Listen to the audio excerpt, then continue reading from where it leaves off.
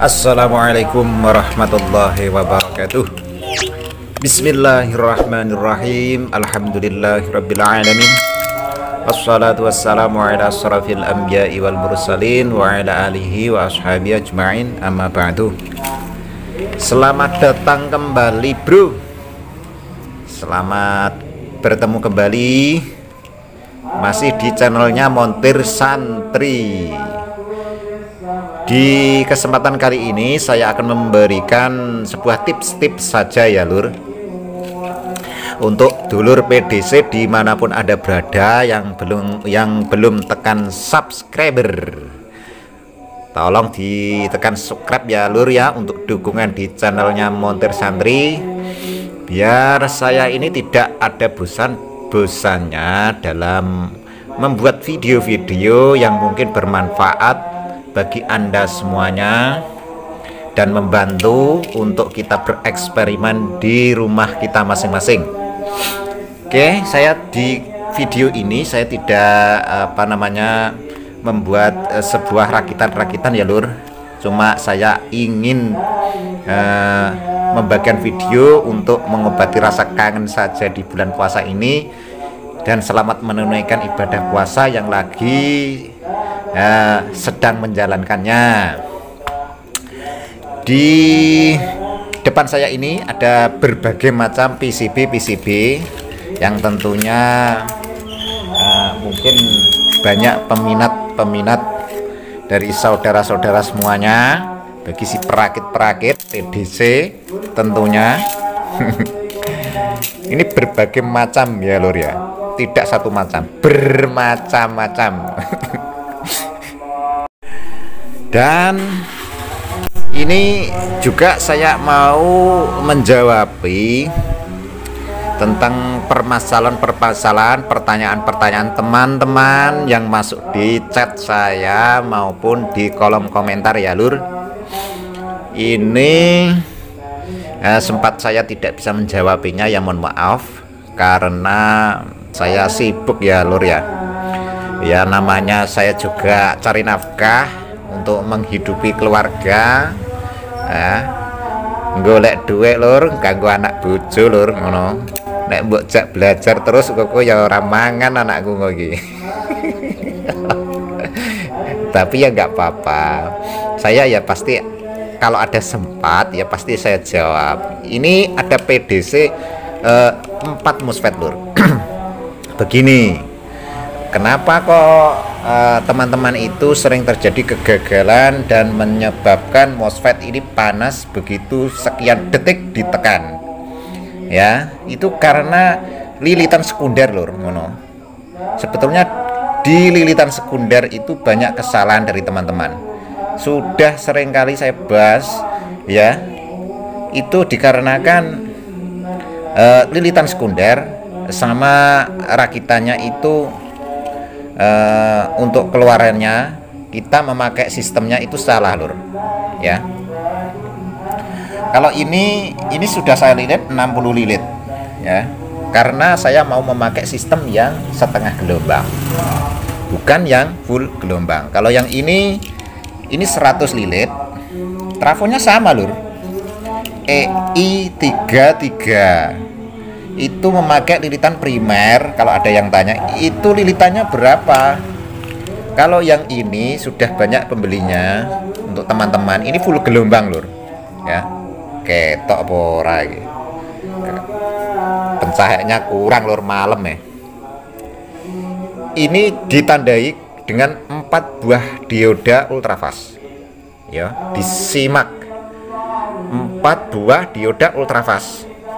Nah ini makanya saya lilit 100 dan memakai 2 FET FDP N10, juga bisa memakai FDP N08, juga bisa memakai IRF 3205, dan jangan memakai IRF Z44 metu jine lur. Mbok cawi si sak MOSFET ya tetep kemutuk lur ngono. Makanya teman-teman itu terbakar karena ya tidak memperhatikan untuk kebutuhan nanti di sistem PDC-nya. Walaupun kita memakai 2 FET, kalau sistem kita benar, maka FET ini tidak terlalu overhead, alias kepanasan, kabutan beban lur. Ini 100 lilit tapi sistemnya di full gelombang. Apabila teman yang pernah beli, ya ini barangnya. Nanti kalau ada yang berminat, silahkan tak sponsor lur, silahkan dibuat pesanan di akun Shopee saya di Montir Santri, silahkan bayar di tempat lur. Dan juga di Lazada, Montir Santri di Lazada juga sudah tersedia. Yang ada nama produknya itu kit PDC lur ya. Kalau kit PDC itu belum ada boxnya, non box. Kalau ada yang tanya kok non FF itu maksudnya apa? Non FF itu tidak ada flip flopnya, begitu loh lur. Dan juga teman yang kemarin untuk memasang polari aki harus di bawahnya lur, jangan di atasnya lur ya. Jangan di atas, harus di solder di bawah. Nah, ini yang jalur yang kelihatan enggak tertutup oleh sablon, ini tolong dipertebal karena arus yang melewatinya sangat besar. Ini harusnya kalau merakit dipertebal seperti saya. Dan untuk pemasangan polari aki ini, kenapa kok dia tidak keluar? Ya namanya polari aki itu, ada yang bertanya, polari aki itu kalau tidak dipakai bagaimana bang? Itu begini, namanya juga polaritas, berarti dia sistemnya untuk pengaman lur. Itu keamanan saja, kita memakai dan tidak memakai itu sama saja. Cuman kalau kita memakai lebih aman kalau kita aki kita terbalik.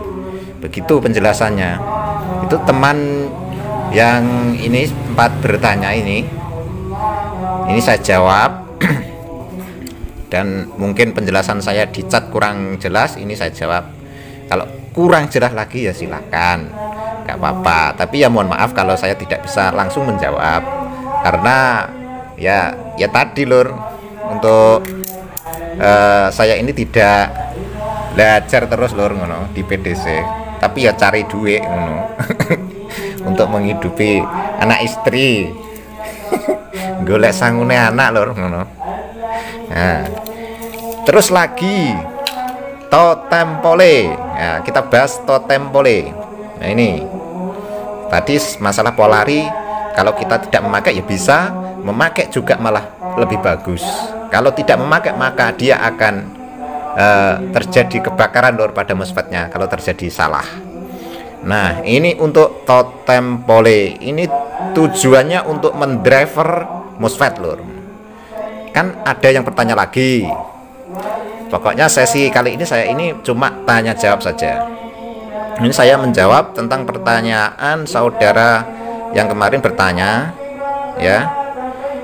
Saya subscribernya Bang Montir Santri, mau bertanya bang, apa itu tujuannya totem pole? Oh ya bang, ini terima kasih, saya jawab. Totem pole ini tujuannya untuk mendriver MOSFET. Umpama kita memakai MOSFET yang banyak, kalau kita tidak memakai maka tegangan yang masuk ke gate MOSFET itu akan turun lur. Umpama kebutuhannya MOSFET itu gate-nya itu 5 volt. Kalau kita memakai MOSFET banyak, kan banyak sekali yang dimakan oleh MOSFET yang sudah kita pasang, maka yang terjadi dia akan turun. Nah, itu akan timbul panas pada MOSFET. Begitu lur penjelasan dari saya. Totem pole dan trafo GDT. Nah, ini yang 10 watt. Yang 10 watt ya pasti pakai GDT lur. Ketok ora ini. Nah, ini 10 watt. 1 2 3 4 5. Nah, yang ini GDT-nya, yang ini totem pole. Makanya memakai trafo GDT yang jerene teman-teman ya, katanya teman-teman itu GDT itu kepanjangan dari Get Driver Transformer ya. Tujuannya untuk mendriver transformer ini trafonya biar lebih kuat menulur. Umpama di sini voltnya 5, maka keluaran dari sini sudah mencukupi, tidak mungkin kurang karena di driver oleh GDT ini. Begitu lur. Nah, kalau kita memakai trafo GDT, makanya kita harus membutuhkan totem pole. Begitu. Kalau yang ini tidak memakai, nggak apa-apa. 6 MOSFET. Nah, kalau kita tidak memakai GDT nggak apa-apa, cuma totem pole. Ya. Ini ada 8 FET. Ini yang 2. Kalau teman-teman mau berminat biar rakitannya rapi, silahkan ambil di Shopee dan Lazada saya ya lur, yang berminat PCB biar rapi, tidak ngerumpel seperti apa namanya tanaman kacang hijau semerawut. Oke, mungkin ada yang ditanyakan lagi, silahkan ajukan pertanyaan di kolom komentar ya lur, biar nanti dalam merakit tidak terjadi kesalahan dan kegagalan yang ujung-ujungnya FET kita mengeluarkan jin. Ini trafonya EI33 ya, memakai sistem setengah gelombang. Nanti kalau ada yang bertanya ya, untuk 2 FET sama nggak apa-apa. Rumusnya untuk trafo sudah saya bahas di video-video yang telah lalu ya lur, tapi ya saya bahas di sini sedikit saja nggak apa-apa. Ini memakai kawat email 0,7, semua 0,7 primer dan sekunder. Untuk primer saya memakai double 4 helai 0,7, saya double 4 saja, dan sekunder 60 lilit 0,7. Nah, kita lilit satu sapnya 15, berarti kali 4 sap sudah 60 lur. Kalau yang ini beda lur ya, nanti kalau kita lilit pakai sekunder yang 0,7 ini nanti tidak muat lur, kokernya kurang besar, makanya diturunkan untuk nilai kawatnya. Kawatnya ini memakai yang 2 FET yang 100 lilit. Kalau kita melilit 100 loh ya, ini khusus untuk yang 100 kita turunkan sekunder di 0,5 saja. 0,5 itu bisa 5 sap lur, satu sapnya 20 lilit. Ini saya sudah mempraktekkan berkali-kali dan hasilnya dingin. Kalau kita full gelombang, kita tidak usah bingung, ikuti saja skema dari PCB-nya ya, nilai-nilai yang tertera di PCB. Jadi enak lur, tinggal blang-blung, tancep, solder, tancep, solder, sukses lur. Untuk koker induktor ini memakai berapa ya, saya lupa, pokoknya besarnya ya sebesar trafo booster gitu loh lur, kokernya ini. Ini kalau teman-teman membutuhkan di toko saya juga ada, cuma belum saya upload lur, banyak di tempat saya untuk kokernya. Ini 100 lilit, kawatnya 1 mili lur, induktor. Dan kalau mau kasih HCR, alangkah baiknya kalau memakai BT151 di double lur. Kalau TYN 1 masih mampu. Kalau nanti tidak di double, terjadi adu setik, maka akan timbul short pada SCR. Begitu lur penjelasan saya. Dan juga ini pertanyaan lagi yang tadi sempat masuk, itu bagaimana mas, itu untuk PCB-nya yang 4 FET kok tidak ada lampu flip-flopnya? Saya ingin agar terlihat cantik ketika bolang, terlihat lampunya kedip-kedip. Oh ya, saya jawab, untuk memberikan lampu pada flip-flop biar dia mengikuti ritme dari flip-flop, itu bisa disambung di pin IC nomor 3 ya lur ya. Bisa dilihat yang ada coakannya lur ngono. Itu dimulai menghitungnya dari ada coakannya, gak ketok lur. Ora ketok lur. Nah, itu kerowak lur. Itu ono titike lur. Nah, ketok gak? NE55. Itu ada kerowakannya. Itu dimulai dari hitungan 1, 2, 3. Nomor 3 itu untuk kita memberi lampu. Dan sebelum kita pakai, kita cek dulu lampunya sudah bisa kedip apa belum. Ya, jangan langsung kita buat PDC.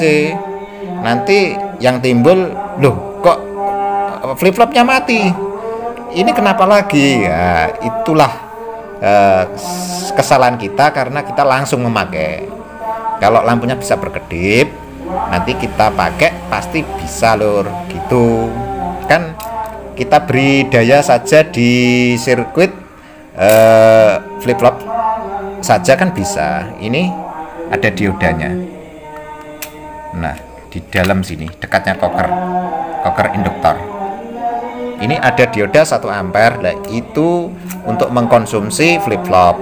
Kalau kita jombat dan kita beri tegangan, maka di area flip-flop akan bekerja dan lain tidak bekerja lur.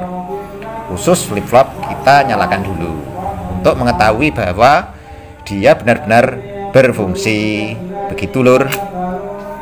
Dan lagi tadi untuk yang plus di kaki nomor 3 itu kita beri R2K2, yang kaki satunya untuk LED-nya itu di ground seperti biasa. Oke, saya rasa sudah jelas untuk penjelasan saya di kesempatan hari ini. Mudah-mudahan ini ada manfaatnya dalam kita berbagi ilmu dan bereksperimen di rumah kita masing-masing. Untuk pertanyaan silahkan ajukan di kolom komentarnya lur. Dan akhir kata dari saya, billahi taufik wal hidayah waridhol inayah. Assalamualaikum warahmatullahi wabarakatuh.